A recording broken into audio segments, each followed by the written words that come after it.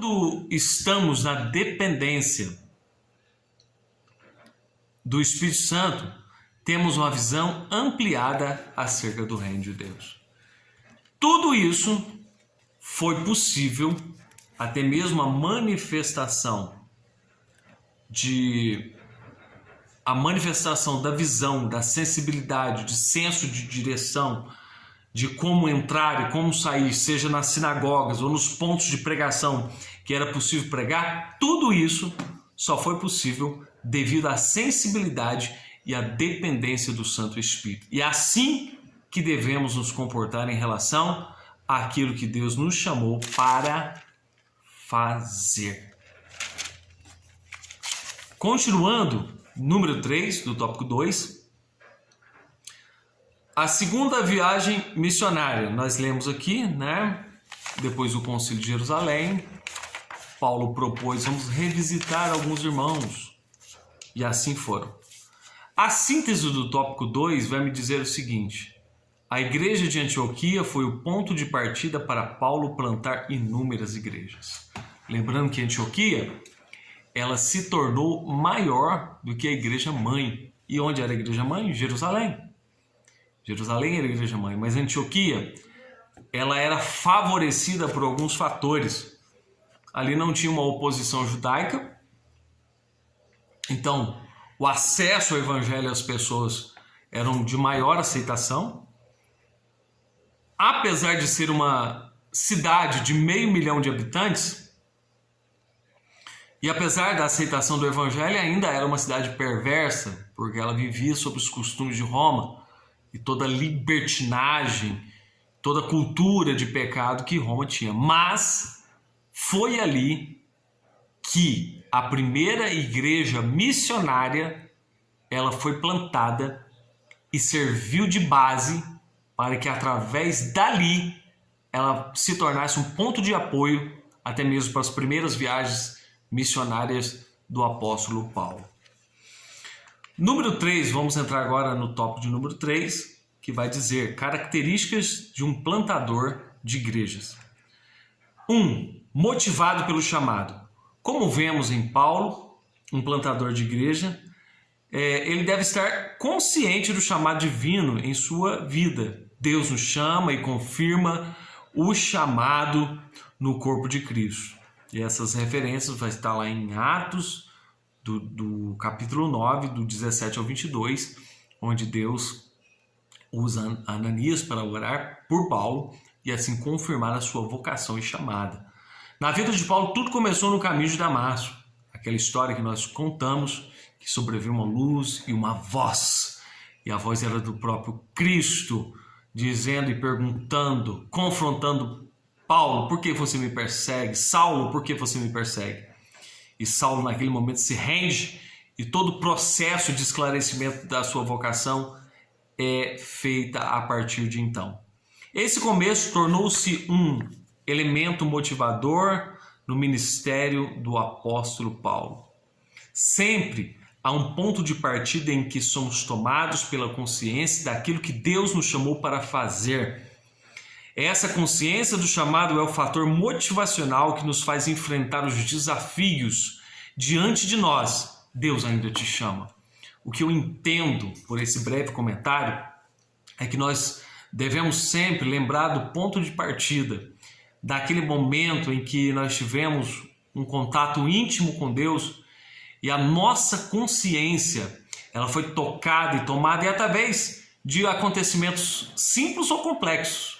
O importante é a consideração. Dando continuidade aqui, o que nós frisamos nesse contexto do tópico 3, o primeiro ponto, é justamente o que motivava Paulo a seguir em frente. Todas as vezes, eu imagino que todas as vezes é pontuado isso. A sua vocação no capítulo 9, depois no capítulo 26, depois, tanto para gentios quanto judeus, e para sua própria consciência, Paulo lembrava do momento que ele foi chamado e para o que ele foi chamado. Então é interessante na nossa vida voltarmos atrás ao momento da chamada de Deus. Sim, ele nos chamou para a salvação e isso é algo que nós temos que lutar porfiar, por manter, por viver isso. Isso tem que acontecer na nossa vida. Mas Paulo lembrava da sua chamada, o como Jesus o chamou. Eu desafio você a lembrar também da sua chamada. O número 2 vai dizer assim, experimentar. Estamos partindo para a conclusão, estamos aí no número 2 do tópico de número 3, no qual diz, o apóstolo foi experimentado no deserto da Arábia para forjar o nosso caráter. Muitas vezes Deus nos leva ao deserto da vida para falar ao nosso coração. Ali somos capacitados por Deus para topar contra os grandes desafios na missão de pregar o Evangelho e plantar igrejas. O Senhor trabalha em nosso temperamento, caráter e personalidade. As experiências que passamos ao longo da vida podem ser oportunidade de Deus para forjar o nosso caráter. Nós estamos frisando aí no último bloco, que é o tópico de número 3, características de um plantador de igreja. Além de voltar a memória para o dia da vocação, a motivação da vocação, que é uma motivação para continuar pregando o Evangelho.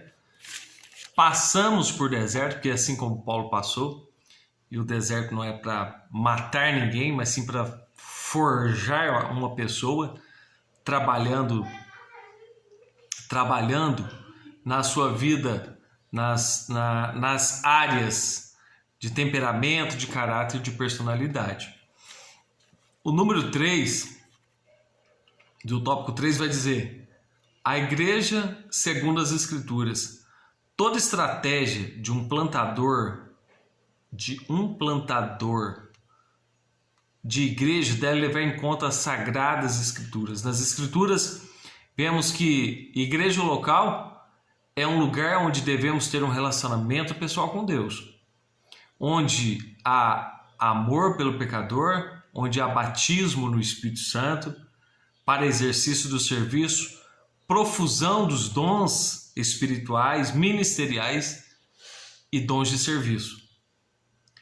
Há de se ter autoridade do alto para expulsar demônios e curar enfermos, e há de ter pregação fiel da palavra de Deus, com autoridade do Espírito, e vida de oração, pois os ministros não podem deixar de perseverar na palavra e na oração.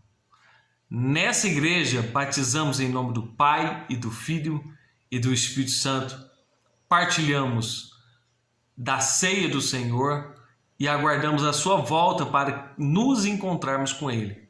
Não podemos perder de vista que nós plantamos, mas é que Deus é Deus que dá o crescimento da obra. Esse bloco aqui em especial é como se fosse um pequeno resumo da profissão de fé, dos elementos que existem dentro de uma igreja plantada. Ou seja, desde a expulsão de demônios, desde o batismo no Espírito Santo, desde a vocação, desde a capacitação, desde os dons ministeriais, a Santa Ceia, o batismo em águas e tudo isso. A fórmula batismal que batiza em nome do Pai, do Filho e do Espírito Santo. Então, é como se eu mostrasse as configurações à luz da Bíblia que deve existir dentro de uma igreja. Partimos agora para a conclusão, dizendo... Aliás, deixa eu ler a síntese do tópico 3. Paulo tinha em Cristo sua motivação para plantar igrejas. Conclusão. Vimos que muitos episódios na vida do apóstolo Paulo aumentaram a sua visão para expandir a igreja por todas as partes. É vontade de Deus que suas vidas sejam... Conclusão. Vimos que muitos episódios na vida do apóstolo Paulo aumentaram sua visão para expandir a igreja por todas as partes. É vontade de Deus que as vidas sejam chamadas por Ele para se tornarem plantadores de igreja. pessoas que amam proclamar a palavra de Deus para quem não conhece e formar uma igreja local que glorifique a Deus e viva a fé com fidelidade ao nosso Senhor. E assim concluímos essa lição. Que Deus abençoe sua participação, continue firme, e se você tem uma vocação para esse objetivo, que Deus te dê graça para isso. Lembrando que tudo que foi aprendido aqui, que a questão da plantação de igreja, ela deve partir de uma interpretação bíblica, pois infelizmente nos dias que nós estamos vivendo, muitos pensam que abrir igreja tem a finalidade material, e não é isso. Que o apóstolo Paulo, que Jesus e que os demais apóstolos fizeram, eles plantaram igrejas com o objetivo que o nome de Jesus fosse glorificado e manifestar salvação a muitas e muitas vidas. Porque se não for por essa motivação, não tem sentido nenhum. E também, originalmente, o que é igreja? Igreja são pessoas que foram chamadas para fora do mundo, mas agora vivem uma vida diferente em prol de Cristo e em prol do seu reino, fazendo a vontade do seu Senhor. Que Deus abençoe a todos e a cada um em nome de Jesus.